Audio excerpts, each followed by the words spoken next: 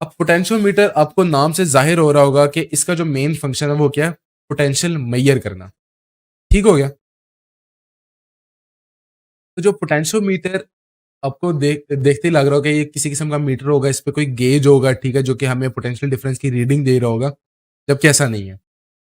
Potentiometer और रियोस्टेट्स दोनों एक ही चीज़ के नाम है, ठीक है? इन दोनों की एप्लीकेशंस अलग-अलग हैं, हम उसको एज़ अ वेरिएबल रजिस्टर भी यूज़ कर सकते हैं और हम एक स्पेसिफिक सर्किट कॉन्फ़िगरेशन में रियोस्टेट को ही एज़ अ पोटेंशियोमीटर भी यूज़ कर सकते हैं। अब वो हम कैसे करेंगे? कुछ और चीज़ें भी हम वोल्ट मीटर क्यों नहीं यूज़ करते? कि हम पोटेंशियोमीटर में ऐसी क्या बेहतर चीज़ है, ठीक है, कि जो हमें वोल्ट मीटर जो कि वोल्टेज बताता है, हमें वोल्टेज डिफरेंस बताता है, पोटेंशियल डिफरेंस, उसको हम क्यों नहीं यूज़ करते? तो बेसिकली जो हमारे पास वोल्ट मीटर है, फॉर एग्जांपल हमारे पास एक सर्किट है। अब जो वोल्ट मीटर है हमारा, हम उसको जिस भी कंपोनेंट के अक्रॉस हमने या जिन 2 पॉइंट्स पे हमने पोटेंशियल चेक करना है, फॉर एग्जांपल ये एक पॉइंट ए है और ये एक पॉइंट बी है, हमने यहाँ पे पोटेंशियल डिफरेंस चेक करना है। तो हम यहाँ पे क्या करेंगे, यहाँ पे हम इसको पैरेलल में वोल्ट मीटर को कनेक्ट कर देंगे। अब जो वोल्ट मीटर है, आइडियली हम इसको कहते हैं कि इसकी जो रीडिंग है, वो अप्रोक्सिमेटली करेक्ट आती है, एग्ज़ैक्टली करेक्ट नहीं आती, ठीक है? वो हमारे पास एग्ज़ैक्ट वैल्यू नहीं होती है, वो हमारे पास अप्रोक्सिमेटेड वैल्यू होती है। तो हम कोई भी मेजरमेंट कर रहे हो तो हमारा ये टारगेट होता है कि हमें जितना क्लोज़ हम एग्ज़ैक्ट वैल्यू के जा सकते हैं, हम उतना एग्ज़ैक्ट जाएँ। तो हमारी मेजरमेंट के दौरान ये कोशिश होती है कि हम ओरिजिनल एक्सपेरिमेंट या जो ओरिजिनल एनवायरनमेंट है, उसमें किसी किस्म की चेंजिंग ना लाएँ। तो वोल्ट मीटर जो है वो चेंजिंग लाता है। अब जो आइडियली आइडियली तो हम इसकी कैलकुलेशन में हम कह देते हैं कि इसकी इनफिनिट रेंज है, लेकिन एक्चुअल वर्ल्ड में इसकी नहीं होती। लेकिन एक्चुअल वर्ल्ड में कुछ ऐसी मेजरिंग डिवाइसेज़ हैं जिनकी हमारे पास जो रेजिस्टेंस है वो इनफिनिट होती है। उनमें हमारे पास 2 चीज़ें हैं, एक को हम कहते हैं डीवीएम, ठीक है, डिजिटल वोल्ट मीटर, और दूसरा हमारे पास है सीआरओ। अब जो इन दोनों के नुकसानात जो आपकी बुक में बताता है, एक नुकसान तो इनका वैलिड है कि ये दोनों एक्सपेंसिव हैं, ठीक है? कि इतने सस्ते नहीं मिलते।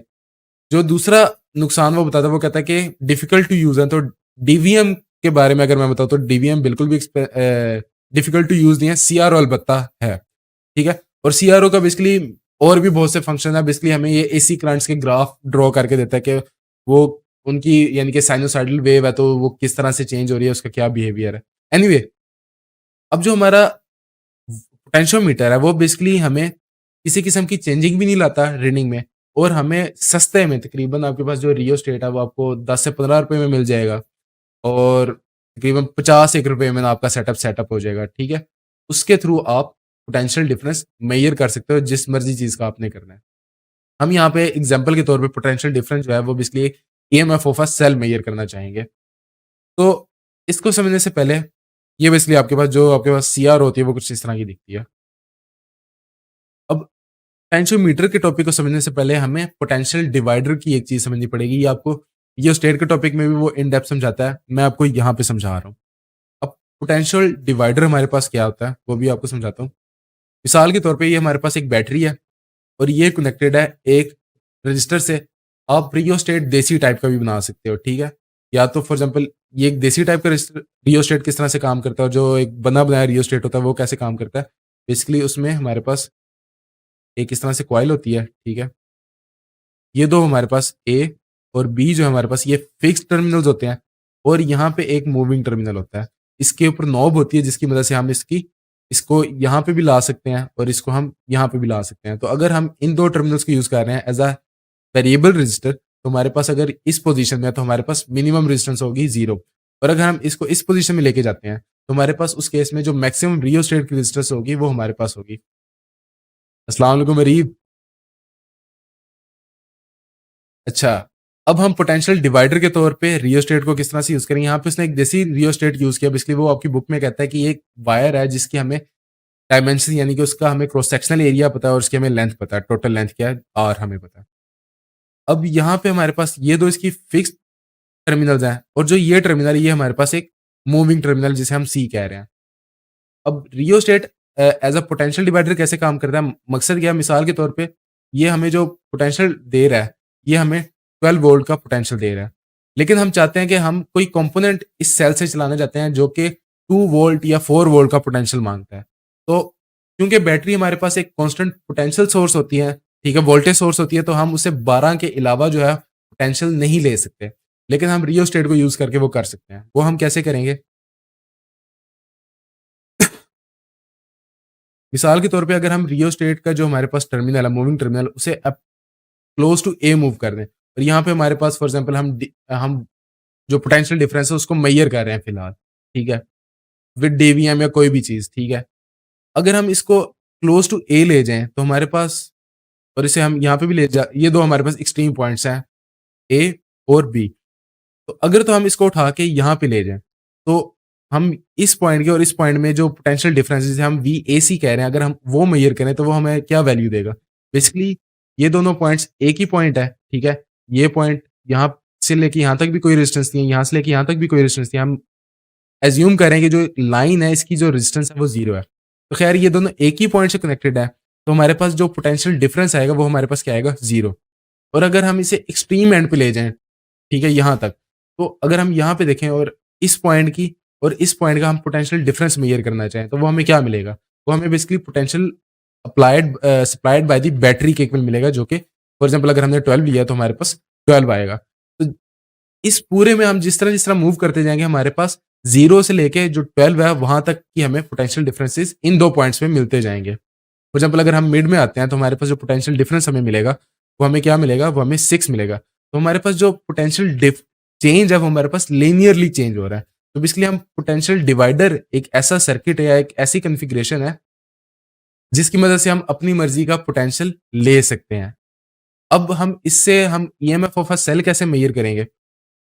वो भी समझाता हूँ। मिसाल के तौर पे अगर हमने ये वीएसी कैलकुलेट करना तो ये हमारे पास किसके इक्वल आएगा? तो वीएसी हमारे पास बेसिकली किसके इक्वल आएगा? करंट मल्टीप्लाई बाय रेजिस्टर, ठीक हो गया। अब जो करंट है हमारे पास वो हमारे पास क्या है? ई ओवर आर, ठीक है। करंट हमारे पास बेसिकली यही सारा मूव हो रहा है, तो इस करंट की क्या वैल्यू है? ई ओवर जो हमारे पास टोटल रेजिस्टेंस है आर, इसके इक्वल है। और जो हमारे पास वीएसी, अब वीएसी में जो हम रजिस्टर देखें हमारे पास रजिस्टर इतना अगर यूज हो रहा है तो हम उसकी जो रेजिस्टेंस है वो लेंथ एल के साथ डायरेक्टली प्रोपोर्शनल है। तो हम फॉर एग्जांपल अगर हम रियोस्टेट ले रहे हैं तो हम कहते हैं यहाँ से लेके यहाँ तक इतनी रेजिस्टेंस है, तो हमारे पास वो बेसिकली मल्टीप्लाई बाय आर हो जाएगा। तो हमारे पास वीएसी किसके इक्वल आएगा? E over R multiply by small R. अब अगर हमने एक EMF of a cell find out करनी है तो वो हम कैसे करेंगे? वो हम सिंपली इन 2 पॉइंट्स के दरमियान में उस सेल को फिक्स कर देंगे। अब उसको हम जब प्लग इन करेंगे तो हम इस तरह से करेंगे, जो उसका पॉजिटिव टर्मिनल है वो हमारे पास जो सप्लाइंग वोल्टेज सोर्स है उसके पॉजिटिव टर्मिनल के साथ कनेक्टेड है, और जो उसका नेगेटिव है वो उसके नेगेटिव के साथ कनेक्टेड है। अब हमने करना क्या है? हमने इसको स्लाइड करना है इस तरह से कि जो potential difference across this this points है, इसको अगर हम फॉर एग्जांपल अभी के लिए अगर हम इसको मिटा दें तो जो पोटेंशियल यहाँ से आ रहा है इस बैटरी की वजह से वही पोटेंशियल वापस आ रहा है। तो अगर आने वाला पोटेंशियल और जाने वाला पोटेंशियल सेम होगा बट ऑपोजिट डायरेक्शन होगा तो वो एक दूसरे को कैंसिल आउट हो जाएंगे। तो हम ये कह सकते हैं कि इस वायर से कोई करंट मूव ही नहीं कर रहा। तो हमने बेसिकली जो गैल्वेनोमीटर लगाया वो इसीलिए लगाया कि वो हमें मैग्नीट्यूड ऑफ द करंट और उसकी डायरेक्शन दे। तो अगर तो ये हमें जीरो डायरेक्शन देगा तो हम कहेंगे कि इस पॉइंट पे, जिस पॉइंट पे फिक्स करने से जो इसका मूविंग टर्मिनल है हमारे पास जीरो डिफ्लेक्शन आ रही है, उस पॉइंट का जो वोल्टेज है, जो वीएसी है, वो हमारे पास किसके इक्वल है? जो हमने पोटेंशियल फाइंड आउट करना था, यानी कि ईएक्स के बराबर। तो उस पॉइंट पे हमारे पास ईएक्स वीएसी के बराबर हो जाएगा, और वीएसी हमारे पास किसी स्पेसिफिक पॉइंट पे क्या आता है? E multiply by small R divided by capital R. तो इस तरह से हम किसी भी अननोन सेल की ईएमएफ फाइंड आउट कर सकते हैं। अच्छा, स्मॉल आर और कैपिटल आर को हम इस तरह से लिख सकते हैं कि रेजिस्टिविटी, उसकी लेंथ, ठीक है। स्मॉल आर के केस में हम बेसिकली ये लेंथ ले रहे हैं जिसको हम स्मॉल एल कह रहे हैं, और इस केस में हम कैपिटल एल ले रहे हैं जिसको हम कैपिटल एल कह रहे हैं। तो हम रेजिस्टेंस और रेजिस्टिविटी सॉरी दोनों रेजिस्टेंस को इस तरह से डिफाइन कर सकते हैं। अब इन दोनों में दोनों सब कुछ सेम है सिवाय लेंथ के, ठीक हो गया। तो अगर हम ये दोनों वैल्यूज आर, स्मॉल आर और कैपिटल आर की जगह पे प्लग इन कर दें, V X is equal to हमारे पास E resistivity small L divide by capital A, और resistivity capital L divide by capital A आ जाएगा। सब कुछ आपस में कैंसिल हो जाएगा, हमारे पास E X is to E small L divide by capital L आ जाएगा। तो इस तरह से भी हम, यानी कि अगर हम देसी रियोस्टेट यूज कर रहे हैं, अगर हम एक्चुअल रियोस्टेट नहीं यूज कर रहे हैं, हम एक खुद से हमने एक रियोस्टेट बनाया हुआ है with using a long wire, तो हम इस तरह से उसको भी कैलकुलेट कर सकते हैं। और पोटेंशियोमीटर का एक और फंक्शन भी है, वो ये है कि वो दो बैटरीज के दरमियान बेसिकली हम इस पोटेंशियोमीटर, इस सर्किट में हम ई एक्स और जो हमारे पास ई सप्लाई है उसके दरमियान में हम पोटेंशियल की रेशो देख रहे हैं। तो हमें ये उसकी रेशो भी प्रोवाइड करता है। अगर हम इसी इक्वेशन को रीअरेंज करें और इसको E1 और इसको E2 कह दें, तो हमारे पास E1/E2 इक्वल हो जाएगा L1/L2 के, ठीक है? टोटल लेंथ को यहाँ पे L2 कह रहा है। तो इसी के साथ हमारे लेक्चर का इख्तिताम होता है। इसका क्विज़ जो है ग्रेडमी की वेबसाइट पे अपलोड हो चुका है, जो कि आप देख सकते हो।